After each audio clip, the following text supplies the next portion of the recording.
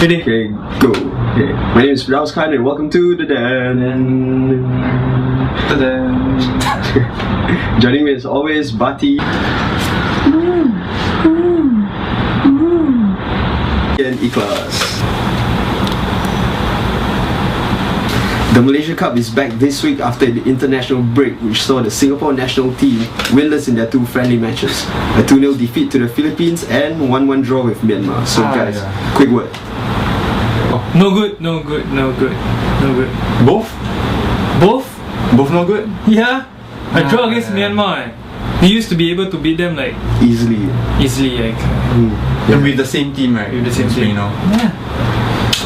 That's true. Yeah. What the hell is going on? Alright, so let's recap the week in football through our new segment, the Cutback. Okay, so this is the first article from the Straits Times, and you know what? I think I have a feeling that Raddy actually saw our show last week. What? Because we were talking about fresh faces, and this week he just came out and just kind of addressed the issue. I think the 60 overviews from him. Watch 6 times. Probably. Because you know, the thing is, Good. he actually played like a new player in the squad now. There's Nazrul Nazari. He started in the Myanmar game, but actually he blamed the whole thing on the S League. Apparently Raddy's comments have landed him in hot water like throughout the footballing members in Singapore. Because you know the new paper they said like he just stirred the hornet's nest. Like FAS wants an explanation from him. Some people want him to step down and everything. And yeah. So do you guys think it's time for him to go, or do you think he's still got enough to contribute to Singapore? There are a lot of youngsters and also experienced players that Raddy can choose. Just that maybe it's not up to his standard. So is it now is it because of the league, or is it because Raddy has too high expectations of the team, of the players? I mean, as a national coach, I think he's like the leader among all the national setup. He should also help out. It's not he's acting as though all these players, everyone's supposed to serve him, when he's not doing anything to help with the NFS setup. You know? Yeah, but it's true, his selection is very weird. Exactly. Yeah. Like so far, like what we talked about in I think the previous one, where talk about how predictable the lineups are. Actually, honestly, if I see like him playing some unknown player from the S League, right, and if we lose, right, I wouldn't mind this give them some playing time. Just that you don't keep using the same people, The same old bullshit. and it's same old bullshit. Then you'll be more frustrated, you see. Him saying that there isn't enough players.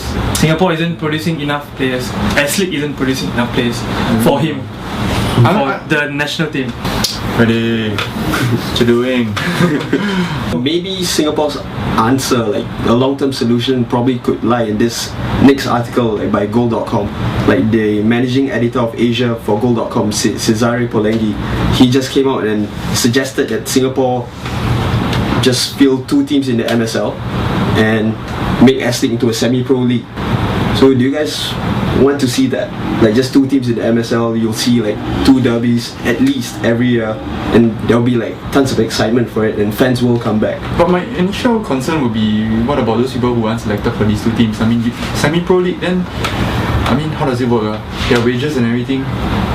No, but wouldn't just, it would be fair, wouldn't it? Like only the cream of the crop will rise, and the rest, if you're not good enough, I'm sorry, you're not good enough. Yeah, like we shouldn't just keep them hanging around in like teams like Tanjong Pagar or whatever. Whoa, Tanjong Pagar, yeah. And letting them think like, you know, I have a stable football career, when we all know like football career in Singapore, you can't earn much, and after your football career you still have to work in order to make a living. Yeah. But I'm thinking more of aside from the footballers, you have the technical side. I mean your backroom stuff and all that. Who want to? I mean, right now, okay, S League's like professional league, right? So there's still some draw, as in there's still some attraction to working in the S League, certain attraction. If you are like backroom stuff or whatever. But if you know that S League is like a semi-pro league only, would anyone want to go and work there? I can see a lot of people like. But what if the wages still stay the same? Possible. Because you know, like if let's say that these 2 like really professional teams that arise in the Malaysian Super League, then they'll be able to make more money. Then they'll have higher wages. Then let's say the S League wages at this point in time just remain the same, even in the future. Do you think it might change your perception? I don't know. I'm not sure. I mean, I can't really see how that would work. Like how that would be That would be really weird. I don't know how that will make a very big difference to Exactly. to the situation now. I'm not saying it's a bad idea, but yeah, later this what's his name again? Cesare Polenghi. I don't know, man. Better not piss him off. Alright, let's try to veer away from all this seriousness and everything. So let's go to some light-hearted articles. Like this one, the match report from the Singapore-Myanmar game. Agu striking in the game. He's scoring the first goal. He's scoring the only goal in the match, sorry. And yeah, when he scored the goal, he actually celebrated by doing somersaults. Then on his fourth flip, he actually hurt his ankle.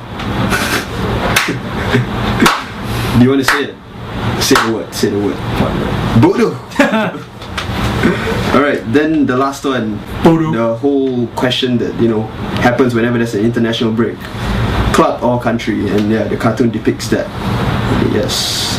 So because of the international duties, actually several players picked up knocks during the two games, like most notably Shari Isha and Isa Halim. And that's an important match, Malaysia Cup group stage, the final match, LionsXII and Johor FC. And these two players might not be able to participate.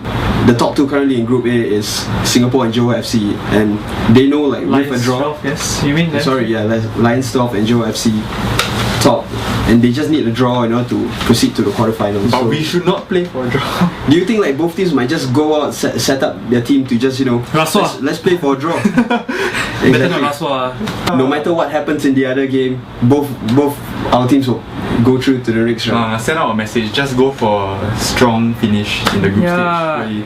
Send out a message morale and strike fear into whoever potential.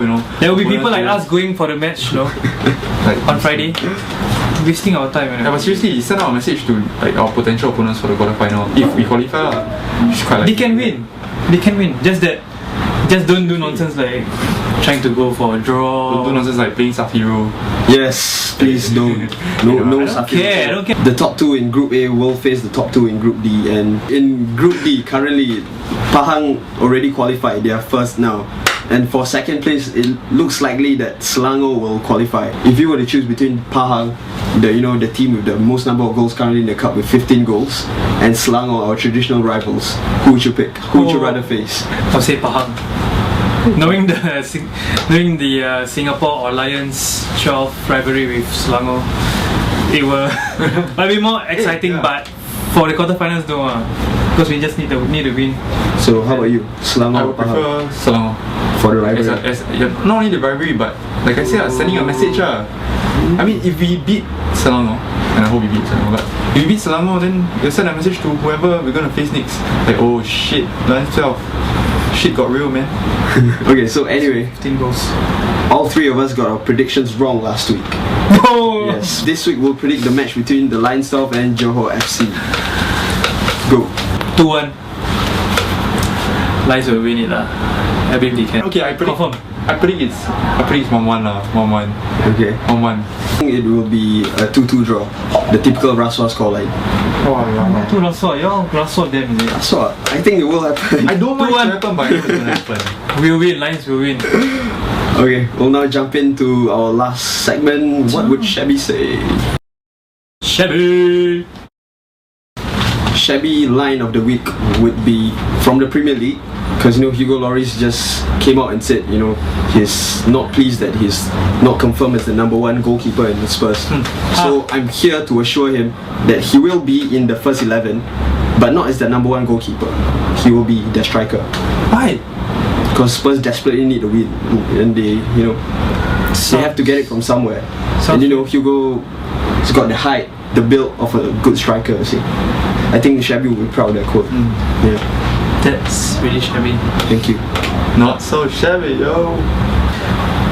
My shabby quote of the week is: if Singapore were to win, if they want to win the Suzuki Cup, they have to totally change the whole team.